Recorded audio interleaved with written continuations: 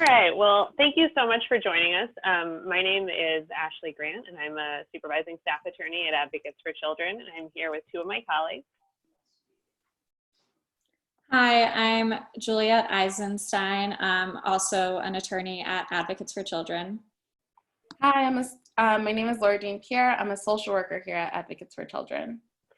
Thank you so much for joining us for Making Sense of Regents Cancellations, reviewing recent changes to New York State graduation requirements. Juliet and Laura Dean are going to be leading this webinar.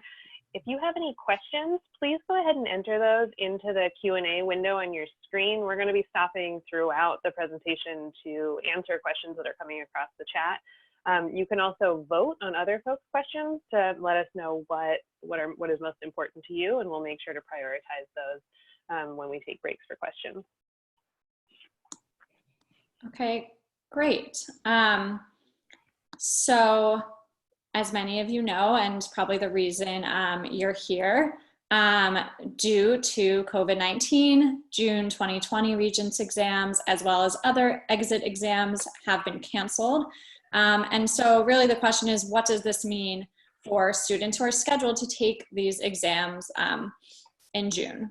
So in this webinar, our agenda for the session will be to provide first a short overview of what graduation requirements usually are in New York State. Then we will review how these requirements have been changed due to COVID-19. And then we will offer some tips as well as resources moving forward. As Ashley said, if you have questions, please put them in our Q&A, and we will pause after each section to respond to those questions.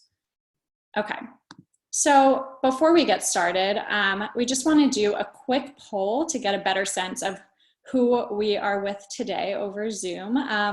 So you all should be seeing a screen hopefully pop up in front of you with a poll asking whether you are a student, a parent, an educator, or other professional. So if you just take a quick moment to fill that out.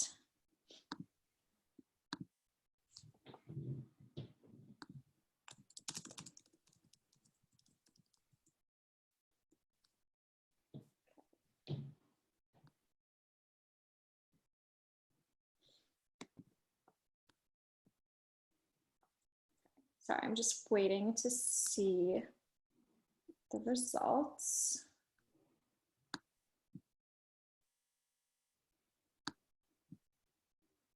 Okay, so it looks like about half of us are other professionals. We have a third are educators, and then a bunch of students and parents as well. Awesome. Okay, so our final poll for the day is if you could all let us know, where are you located right now? Are you in New York City, in the state, but not New York City, or outside of New York? And this will help inform how we talk through graduation requirements, since there are a few things that are specific to the city versus the state more broadly.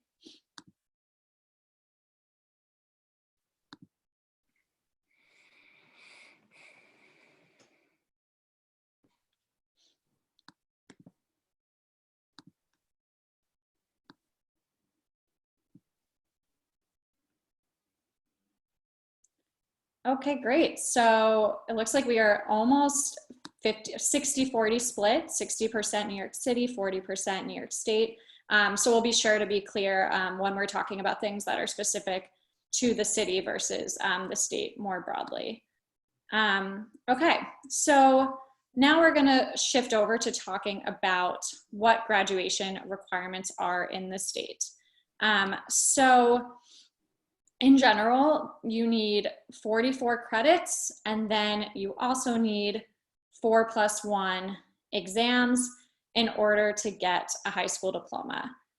So this is one of the places where there's a slight distinction between the city and the state. If you are a student in New York outside of the city, you actually need 22 credits, not 44. In order to graduate. This doesn't really mean any difference in the classes you're taking. It's just that they are recorded slightly differently. So that's just something to be mindful of. I'm going to be saying 44 credits, but know that if you are outside of New York City, that it's actually, while the same courses you'll be taking, it's recorded as 22 credits. So first we will review what this credit requirement looks like, and then I'll go into how it's changing in light of COVID-19. So I think the most important takeaway is that the credit requirement is staying the same. You still need those 44 credits in order to get your high school diploma. And it's really important that those 44 credits are in the right places. So you can't just walk away from high school having, let's say, 44 credits all in English. You need to make sure that, as this slide shows, that your courses break down into those subject areas. And this applies whether you are a student with a disability, an English language learner, whether you're seeking a Regents diploma or a local diploma. The one distinction is if you are seeking an advanced Regents diploma, instead of 2 second language credits, you'll actually need 6 second language credits. And then instead of 7 other, which are elective courses, you only need 3 elective courses for that advanced Regents diploma. But otherwise, the credit requirements are staying the same. You still need the same amount of credits that you usually would in order to graduate. Something to keep in mind about this is, as Juliet mentioned, if you're in New York State, it's 22 credits. So looking at this, you'd need 4 English credits, 3 science credits, 1 second language credit, and continuing to have those credits. Okay, so while these credit requirements are staying the same, there are changes in how those credits are recorded during this time of remote learning. So the 3 most important things to note are that attendance during this time does not count towards grades. So if your school was calculating your grade partly based on attendance, that's no longer taken into the calculation. 2, there's no lab time requirement for science Regents. So whereas before you had to participate in a lab for a certain number of time in order to sit for those Regents, that's no longer a requirement during this semester. And lastly, there's no instruction requirement. So there's no specific amount of time of instruction you need to receive to get a credit in those courses.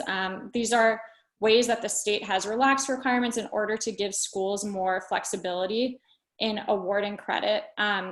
That said, the most important thing here is that high school students should still be participating in all of the remote learning opportunities being offered by their schools. What's most important during this time is that students are completing the work that they are being provided, because doing that work is what will get them the credit, even though there aren't these specific time requirements associated with that credit. Okay, so now gonna pause and see if there are any questions about these credit requirements. This is Ashley. I'm not seeing any questions in the chat. So one question was, can students do credit recovery to gain extra credits? So students could be doing credit recovery to gain extra credits after this semester. If that's not the question, then go ahead and message it again, and I can clarify directly to you. Are there any other questions regarding credit requirements? Okay, let's go ahead and move on. So as Juliet mentioned earlier, you need both credits and exams in order to graduate. So in general, all students need to pass 4+1 exams to graduate from a New York school, public school. And that means a student has achieved a score of 65 or higher on Regents, and that counts as passing. So the Regent requirements for the 4 are in English Regents, a math, history, and science. And then we'll talk more about what the +1 options are a little bit later. So under normal circumstances, students with disabilities and some English language learners can graduate with Regent scores that are lower than 65. We're not going to cover all those exceptions in this presentation today, but because they've remained, the exceptions have remained unchanged. So COVID-19 has not made any major changes to exceptions for students with disabilities or English language learners. However, at the end of this webinar, we're going to be linking more information about the lower Regents scores requirements for students with disabilities and for students who are English language learners. All right.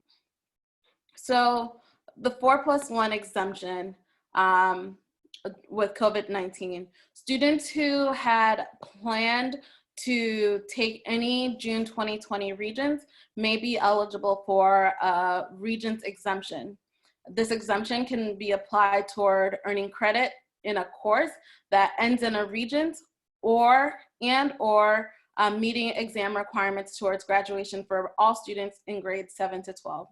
We're going to explain a little further what it means to have that the students in grades 7 to 12 have to pass the class and have already planned to take an exam in June 2020 in order to achieve this exemption. So what does passing the class mean?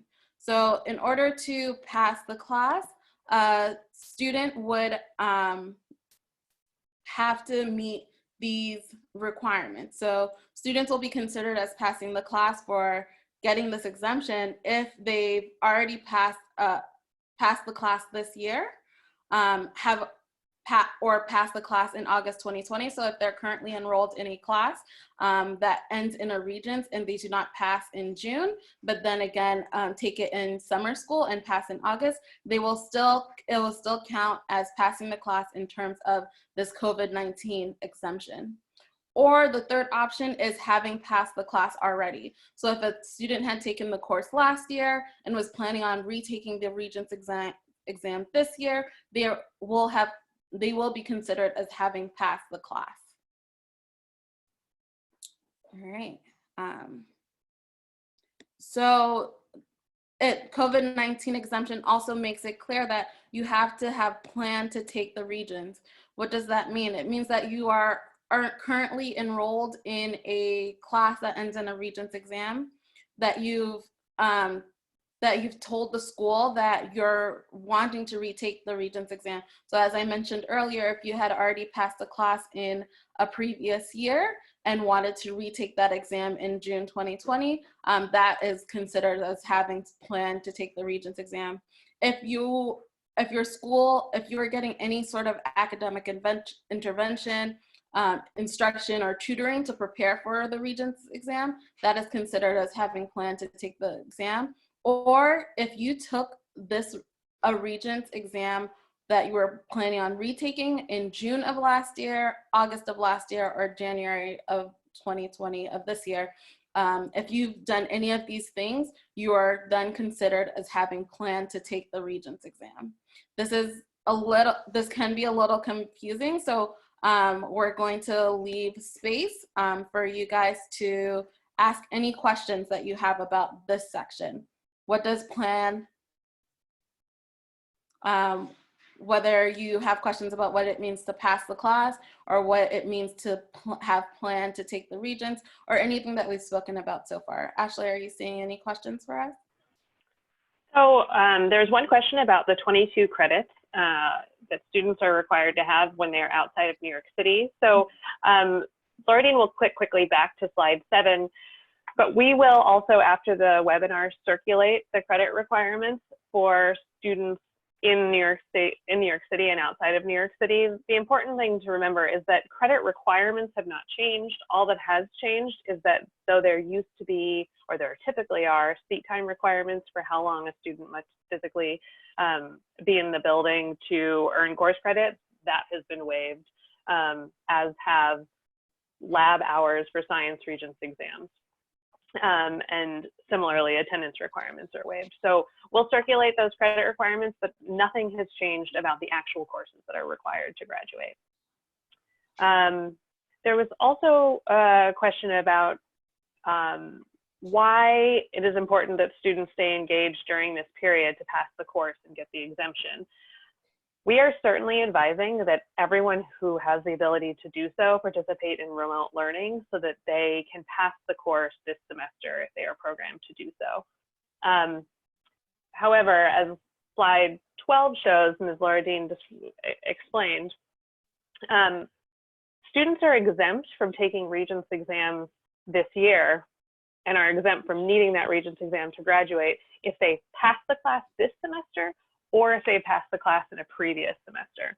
So we are certainly encouraging folks to continue participating in remote learning if they're taking the course for the first time this year, because passing the course is required to qualify for this exemption. There's a question about, is there a deadline for telling the school that you wish to take the course?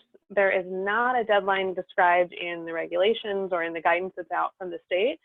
So we would encourage folks, if you have not let families know, if you have not let the school know that you would like to take, that your child or your student would like to take the exam, to go ahead and just shoot them an email and let someone at your school know that your student or your child was planning to take the Regents exam this month.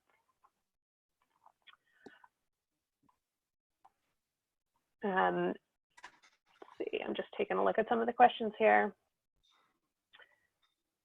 So there's a number of questions about sort of when students indicate that they wish to take an exam, and this happens differently at different schools. So taking a look at slide 13, the state has laid out a number of options for how you can demonstrate that you're planning to take the exam in June. So any student that's currently in a class that ends in a Regents exam is going to be deemed to have planned to take that Regents exam in June.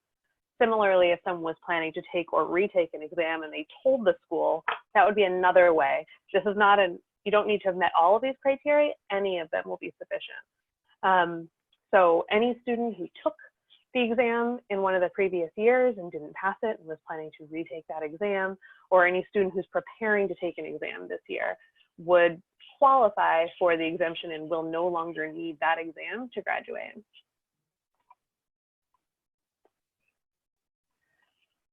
And there's a question about, does this exemption carry forward for students graduating in 2021 and beyond? Yes, so this applies to any student in grades 7 through 12. So any student who is taken or who is currently taking or has taken a Regents exam course and has not yet passed the exam but was planning to do so this year is waived from the graduation requirement going forward. So for example, an 8th grader who's taking a Regents level course and was planning to take the Regents exam this year has met that exam requirement for graduation, even though that student may not graduate for at least another 4 years.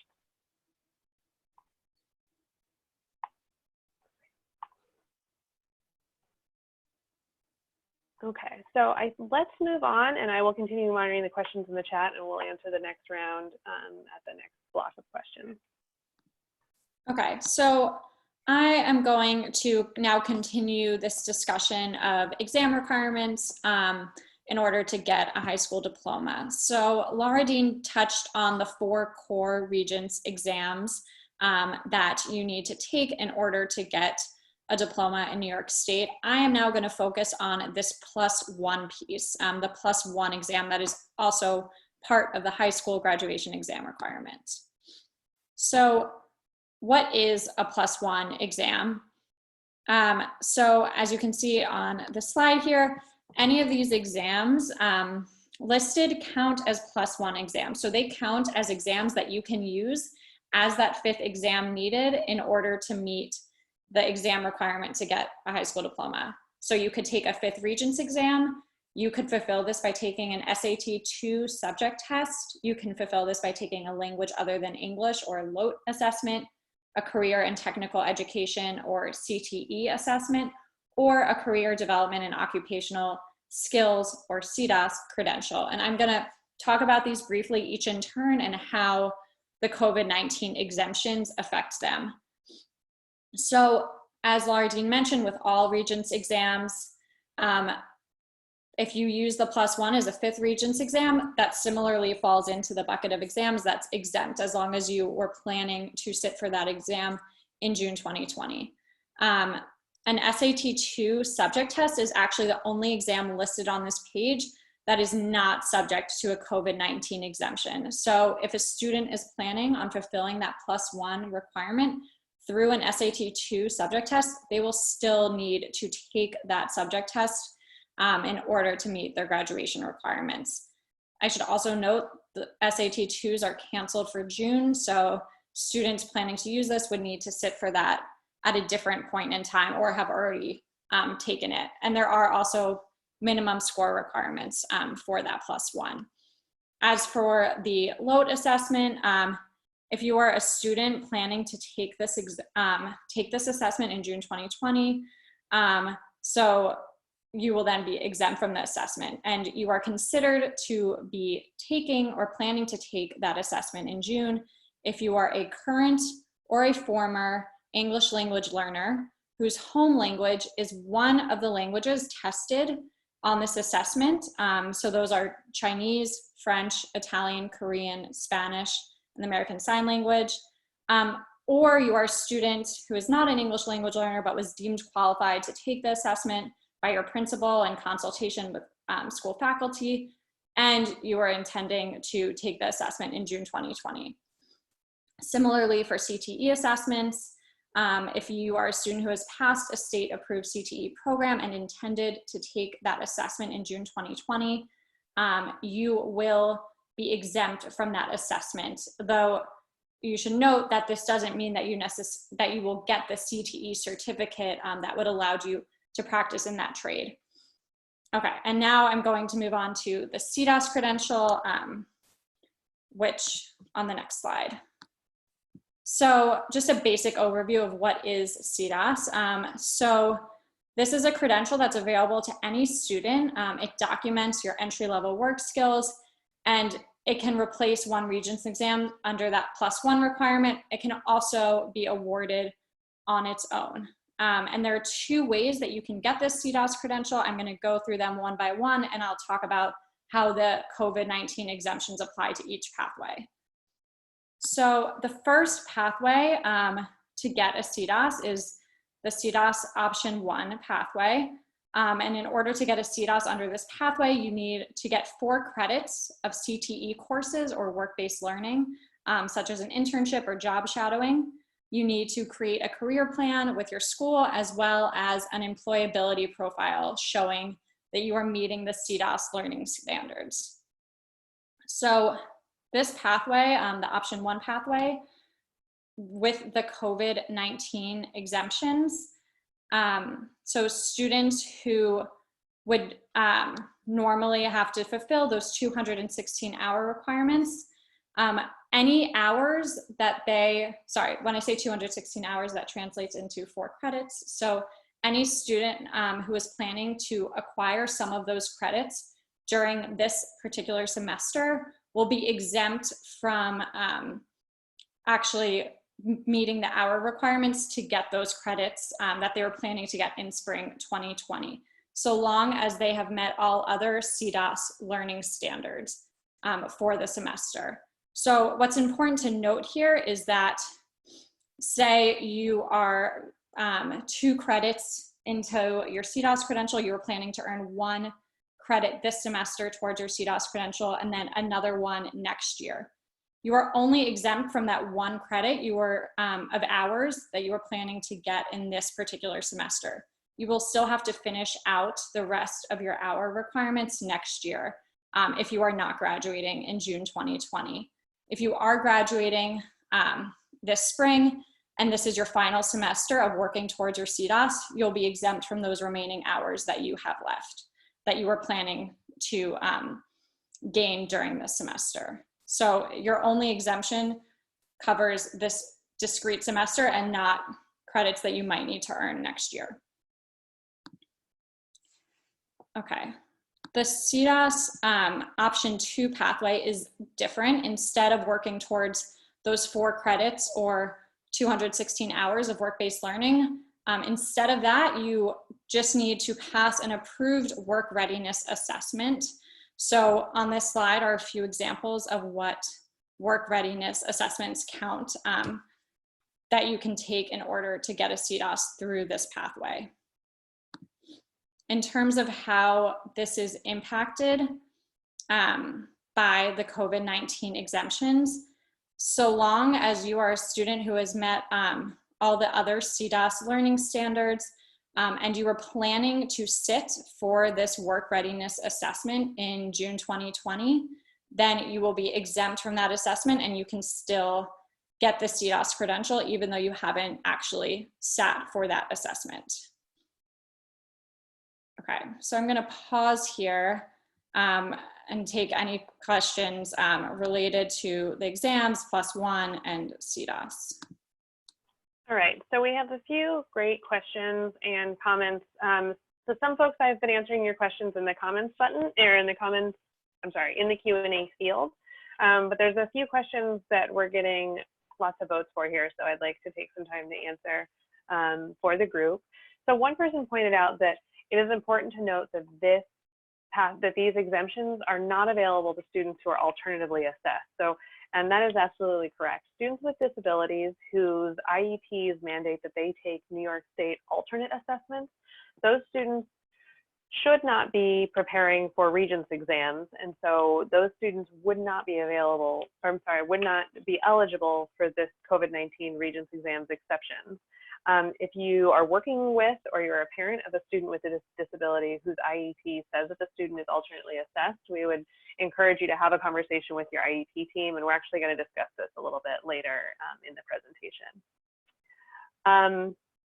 There was also a question about whether the superintendent determination, which is a graduation pathway for students with disabilities, whether that option is still available to students. And we're going to talk a little bit more about students with disabilities at the end of this presentation, but it's important to note that the changes in the COVID-19 guidance do not eliminate or change any of the safety nets that are currently available to students with disabilities. So all of the safety nets available to students with disabilities before continue to be available to students with disabilities, and we'll talk a little bit more about that later in the presentation. There's also a great question about whether a parent can opt out of the Regents exemption if they have a child in special education. Currently, the state has not provided an option to opt out of this Regents exemption.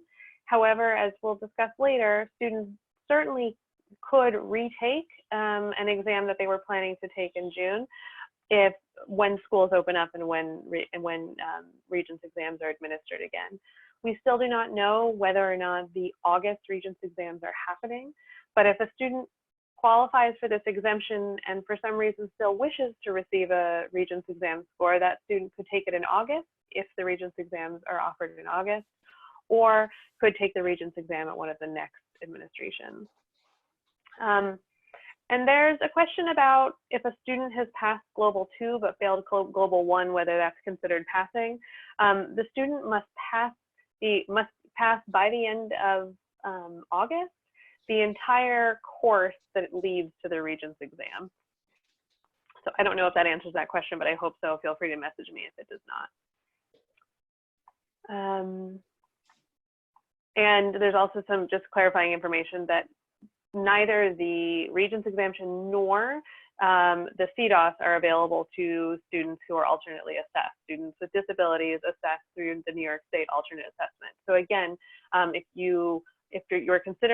you're hoping to have a Regents exemption applied to a student with a disability who's currently alternately assessed, it would be very important to request an IEP meeting this school year to make sure that their IEP reflected that they are a student who is preparing for the Regents exam. And let's go ahead and move forward, and we'll take some more questions after the next section. All right. So when we've been mentioning the COVID-19 exemptions, but what does that mean, or what does that look like in terms of transcripts for students? So each exam that a student was preparing for in June 2020, all of those exams that they were preparing for should on their transcript show a COVID-19 exemption. And the way that will show up is there won't be a score listed next to that exam, but it will in some way show that that particular exam was exempt, that they were exempt from that exam. And if you have a student who is preparing for an advanced Regents diploma, note that the score or lack thereof will not affect or impact the advanced Regents diploma. So for students who are looking to receive an advanced Regents diploma, as Juliet mentioned, there are some additional Regents exams that they will have to take. But if the exemption will qualify as you have been taken that exam, but it will not count against your GPA, it won't count against your average in order to receive the advanced Regents diploma. And for students who may eventually go to take the task, the Regents exemption will also exempt them from a subset of the task. So as some of you may know, if you have passed a Regents exam, New York State allows you to use that exam score in place of that section of the task. So if you pass the English Regents exam, you would not have to take the English section of the task exam. So if you are found exempt for a math subtest for a math Regents exam, you would not have to take the math subtest on the task. In terms of honors, it is complicated, but students who, like I mentioned, students who are working towards honors designations will not be harmed by the COVID-19 exemptions. And as Ashley mentioned,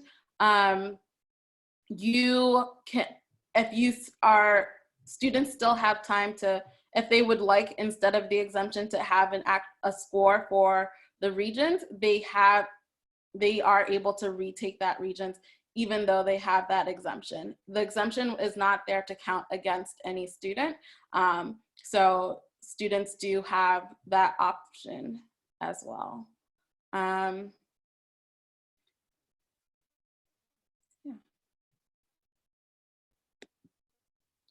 So let's talk about some tips to consider when you are working or in thinking about the Regents exemption.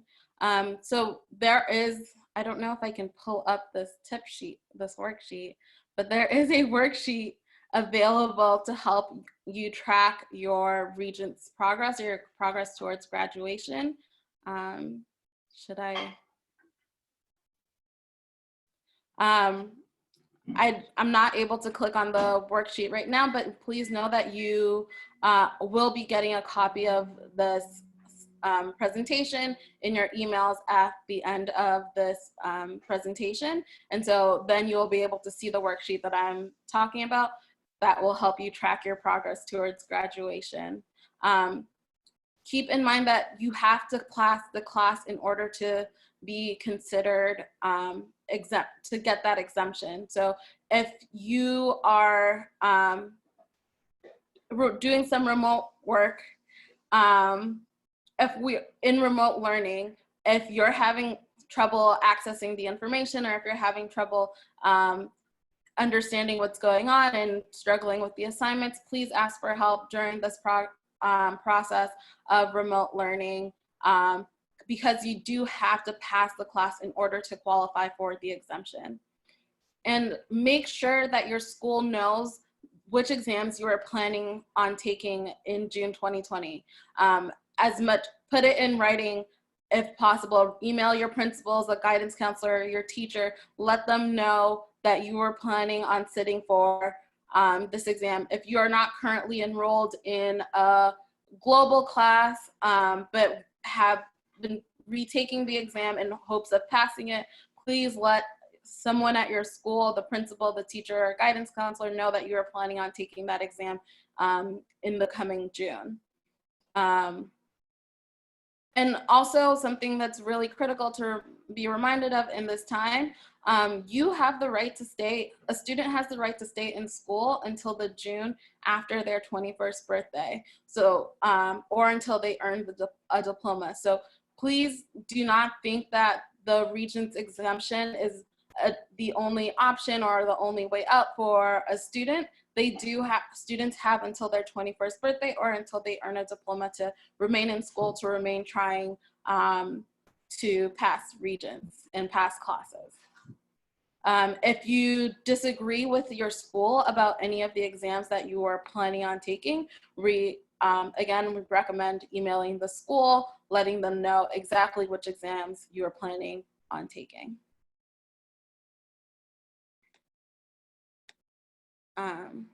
So some tips for students with disabilities in this time is that all students with IEPs should also have a remote learning plan. So if you are working with a student that has an IEP, or you are a student with an IEP that doesn't have a remote learning plan, please reach out to your school in New York City to make sure that you have a remote learning plan. So in New York City, if you're a student with disabilities, you should be getting supports during the remote learning process. So reach out to your school if you do not have a remote learning plan in place. IEP meetings should still be happening. So you can, during these meetings, you can ask about your child's progress towards graduation and making sure that they are on track.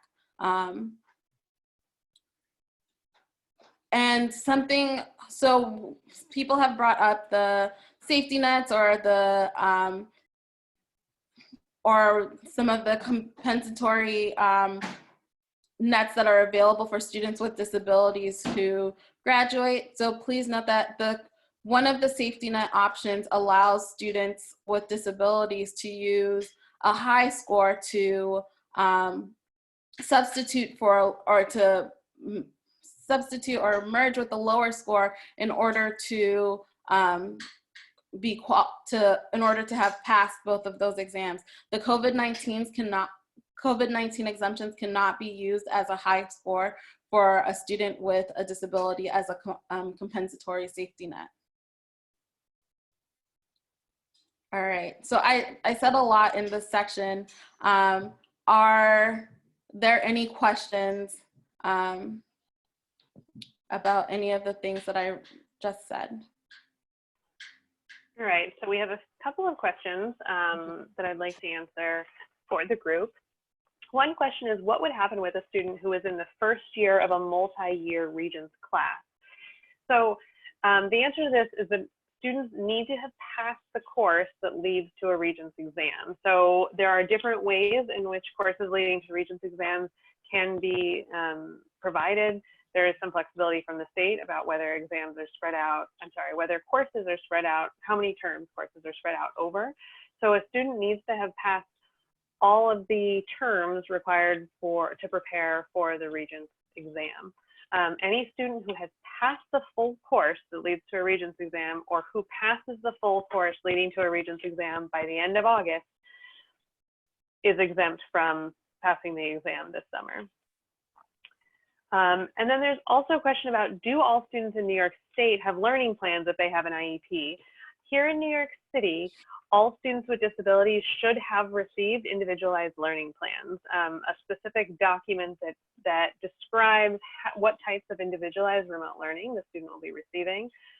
Even outside of New York City, all students with disabilities continue to be entitled to receive specialized special education services. So if you have a child or are working with a child with a disability outside of New York State, we would encourage you to reach out to your school district to ask what types of remote learning support is available to your student with a disability.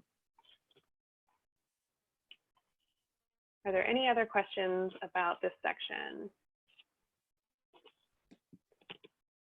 Okay, so there's a question about the high score for a student with disability. So as I said earlier, all of the existing safety nets for students with disabilities remain in place.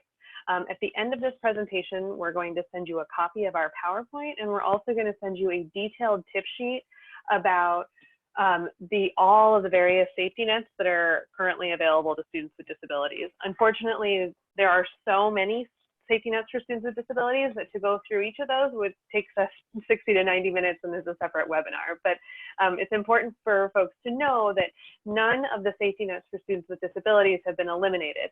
However, one sort of catch is that there is one safety net for students with disabilities called the compensatory safety net. That compensatory safety net allows a student with a disability to offset a low Regents exam score, so a score between 45 and 54, so long as they have a high score to offset it. That high score typically needs to be a 65 or higher. The state has said that COVID-19 exempt exams are going to be counted as 65. However, a COVID-19 exempted exam, so an exam that a student never took because they were programmed to take it this year, that student couldn't use that exempted exam to offset a score of 45 to 54 on some other exam. So this is, the compensatory safety net in and of itself is quite confusing. If this distinction doesn't make sense, please do feel free to reach out to us because we're happy to clarify more, and feel free to type into the Q&A and I'm happy to answer that question more specifically if this does not answer it. Let's see. The question is, has the city issued any guidance about what it means to pass the class or a rubric, anything like that? New York City has not yet released guidance on this. We understand that guidance may be forthcoming, but the state has given schools pretty broad latitude in determining how grades are going to be determined this year. So it's very important that students are currently in classes that they need to pass. It's very important that those students are participating in remote learning and that they're reaching out to their school if they're not able to participate. We know that there are many, many students who are not able to access the technology or the internet connection that they need to participate in remote learning. And so we strongly encourage those students to reach out to their school if they're not able to engage in the class, because students do have to have passed the class to qualify for this exemption.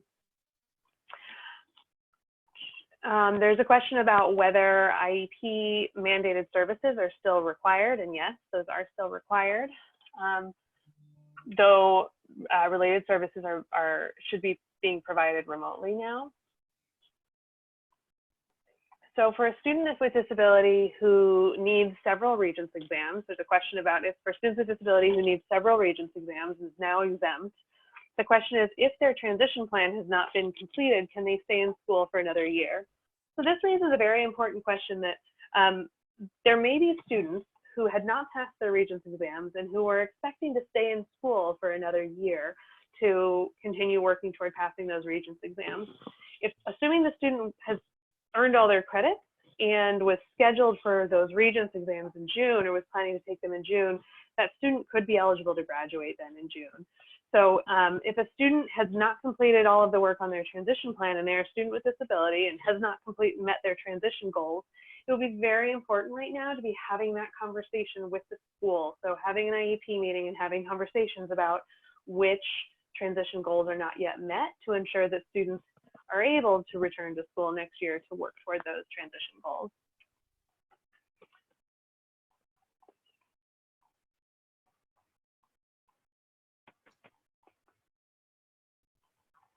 All right, and then there's just a question about how many Regents exam students are allowed to take at a time. Any student who has passed the course leading to a Regents exam or is currently in the course leading to a Regents exam can be presumed to be planning to take the course in June. If there's any question about whether or not the student was planning to take the course in June, we strongly encourage folks to email their school now and to clarify, I am a student who has passed this course and I was planning to retake it in June, so please record my COVID-19 exemption. So it looks like those are our questions for right now, and we'll have one more opportunity for questions after the next section.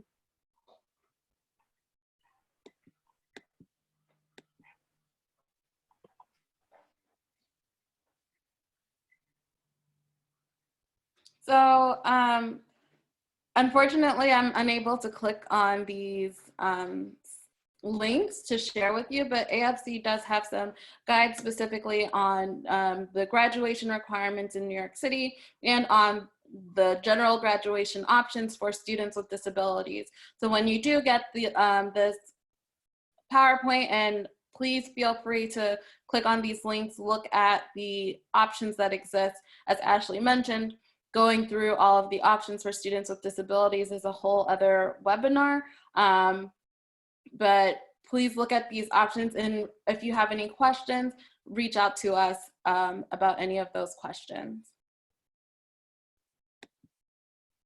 On top of that, we've created a summary of all of the changes to COVID-19, that COVID-19 graduation changes that we've been covering in this presentation. So that summary exists on our website. And also when you get this presentation, you will also have the link to the guidance from the New York State Education Department. And in terms of the COVID-19 graduation changes, it will be available on our website in multiple languages, so for your families that English is not their primary language.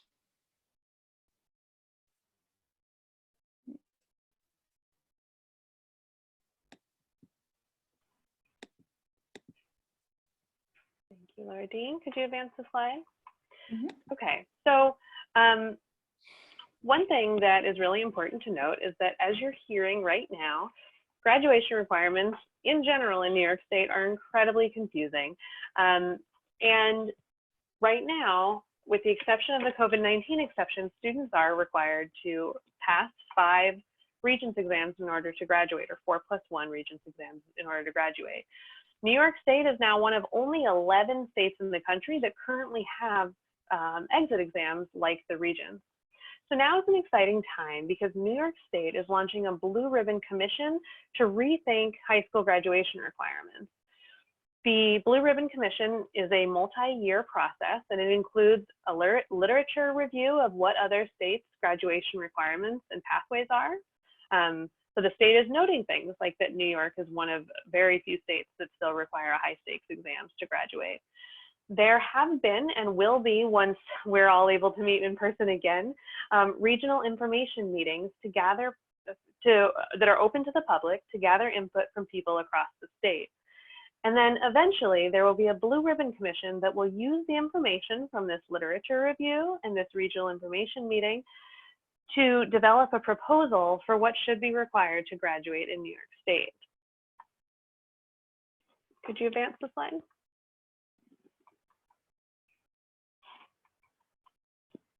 So if you're a current high school student, if you are a graduate, if you're a teacher or a school administrator or a parent, we know there are many of those folks on the line. If you're a government official, or if you are a community activist or a community organization member or another advocate, now is the time to share your thoughts and experiences with the high school diploma requirements in New York State. Can you skip forward to the next one? So on the next slide, you're going to see a number of ways to do this. We cannot click on these links, but if you click on this link that we're going to send you after the webinar, you'll see that New York State has a page where you can tell the New York State Education Department what you think should be required to graduate in New York State. So by clicking on this first link that we'll send to you shortly after the webinar, you can sign up to get updates about this initiative, which they're calling the Grad Measures Initiative from the State Education Department. We've also included a link to a survey where you can tell the State Education Department what you think should be required to graduate. Advocates for Children also coordinates a statewide coalition of parents, educators, and advocacy groups called the Coalition for Multiple Pathways to a Diploma. So we strongly are urging New York State to create pathways to graduation that do not rely on 5 high-stakes exams like New York State currently requires to graduate. So right here is going to be a link to a document called Rethink Regents that talks a little bit about sort of how far behind the curve New York State is by requiring these high-stakes exams. And if you would like to join us in our advocacy, you can email me at agrant@ascnyc.org. My email address is right there. Or if you'd like to learn more about the Diploma Coalition, which is advocating for pathways that don't rely on high-stakes exams, you can also visit us on Facebook. There's a link here, or it's @Diploma Coalition. Coalition. And then next, we just have a few slides that we're going to email to you that have COVID-19 resources from New York City. And then on the next slide, there are resources about remote learning.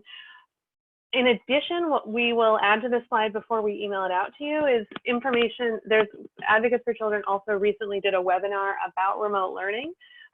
So if this webinar was helpful for you, you can certainly also review our remote learning webinar that was done just a couple of weeks ago. And we also have a blog on our website that covers updates and resources due to COVID-19. So we will email you links to both of those things after this presentation also. So we've got about 8 more minutes here and just want to see if there are any other questions that you'd like us to clarify or answer. Not seeing anything in the chat. Okay, so Advocates for Children's Education Helpline is still open. You can reach us Monday through Thursday from 10 a.m. to 4 p.m. And we can answer any questions about New York State graduation requirements. And we can provide much more detailed information about any of your education rights if you're a family here in New York City. You can also feel free to email us at the email address that you see on your screen. And we will send you all of this information. You should feel very free to follow up with us by email after this webinar. Also, after the webinar, you're going to receive a very short survey into your email. That survey really helps us as we are doing these webinars. It's very, very helpful to hear what worked and quite honestly what didn't, so that we can make changes for next time. So if you can, please do take a few minutes just to fill that out. The link will be in your inbox shortly. So I'm not seeing any other questions. So thank you so much for joining us. We really appreciate it. And everyone, please stay safe out there.